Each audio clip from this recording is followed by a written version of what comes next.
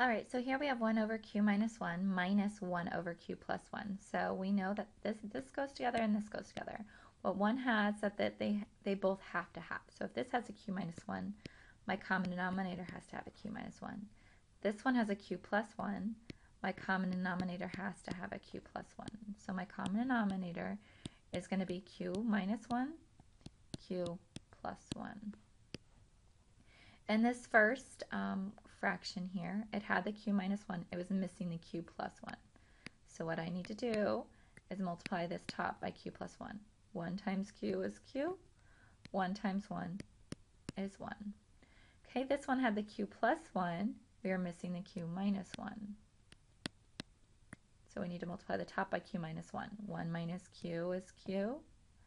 1 times negative 1 is a negative 1.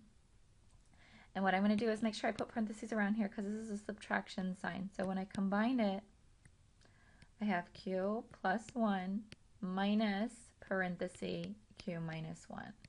Because with subtraction, we need to remember to distribute that negative. So here we have q plus 1. Distribute this negative. Negative times q is a negative q. Negative times a negative 1 is a positive 1. On the bottom, I still have q minus 1, q plus 1. Okay, on the top, I can combine my like terms. My q and negative q, they're gone. Positive 1 and a positive 1 is 2. On the bottom, I still have q minus 1, q plus 1.